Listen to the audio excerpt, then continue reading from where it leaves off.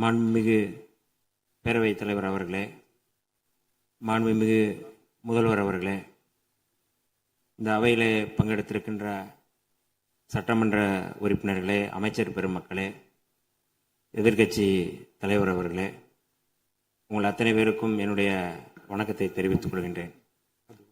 மாண்புமிகு முதல்வர் அவர்கள் மிக முக்கியமான தமிழ்நாட்டுடைய உரிமை, தமிழர்களுடைய உரிமை என்கின்ற அடிப்படையில் ஒரு தீர்மானத்தை முன்மொழிந்திருக்கிறார்கள்.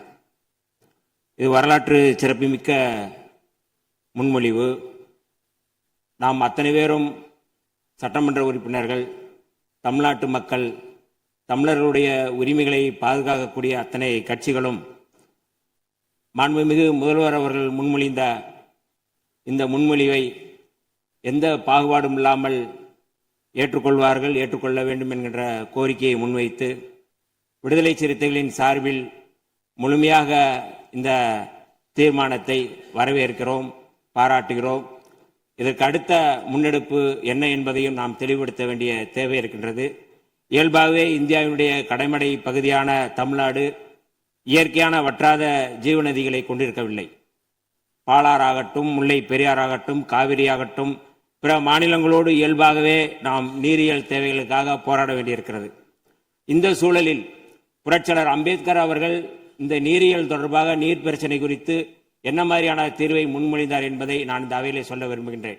1942 முதல் 1946 வரை ஆங்கிலேய ஆட்சியின் கீழ் அமைந்திருந்த இந்திய அரசில் தொழிலாளர் நலன், பாசனம் மற்றும் மின்சாரம் ஆகிய துறைகளுக்கு அமைச்சராக இருந்த புரட்சியாளர் அம்பேத்கர் அவர்கள் மிக முக்கியமான இந்த மத்திய நீர் ஆணையம் தொடர்பாக அன்றைக்கு முன்னெடுத்தது தொடர்பாக இன்றைக்கு நமக்கும் பயன்படுகின்றது.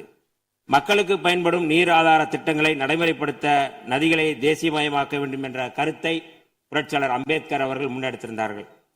மாநிலங்களுக்கு இடையிலான நதிகளின் பயன்பாடு குறித்து புரட்சியாளர் அம்பேத்கர் சொல்லும்போது, ரயில்வேக்களுக்கு மாகாண எல்லைகள் ஏதும் இல்லை என்கிற போது, ஆறுகளுக்கும் அதேபோல் மாகாண எல்லைகள் எவையும் இருப்பதற்கில்லை.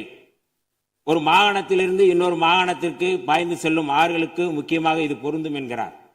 காவிரி நடுவர் மன்ற தீர்ப்புக்கு எதிராகவும் கடந்த 16/2/2018 அன்று வெளியான உச்சநீதிமன்றத்தின் இறுதி தீர்ப்புக்கு எதிராகவும் ஒன்றிய அரசின் நீர்வள குழுமத்தின் திட்ட மதிப்பீட்டு இயக்குநரகம் மேகதாது அணை தொடர்பாக விரிவான திட்ட அறிக்கையை தயாரிப்பதற்கு கர்நாடக அரசின் காவிரி நீர்வாரி நிகம நிறுவனத்திற்கு அளித்த அனுமதி தொடங்கி தமிழ்நாடு இதனை உறுதியுடன் எதிர்த்து வருகிறது.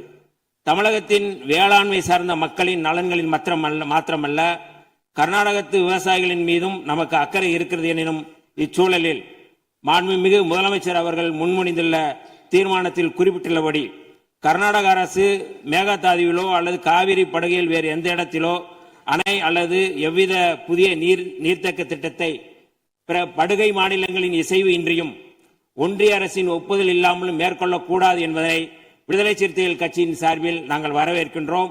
அனைத்து மாநிலங்களுக்கும்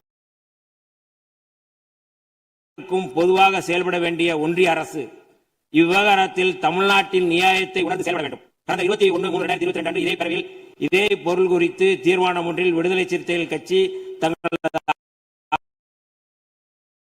ஆதரவை பதிவு செய்துள்ளது என்பதை இப்பேரவைக்கு தெரிவித்துக் கொள்கின்றேன். தமிழர் உரிமை காக்கும் தமிழ்நாடு அரசின் அனைத்து நடவடிக்கைகளுக்கும் விடுதலை சிறுத்தைகள் கட்சி என்று உறுதியாக இருப்போம் என்று சொல்லி வாய்ப்புக்கு நன்றி கூறி விடைபெறுகிறேன். நன்றி, வணக்கம்.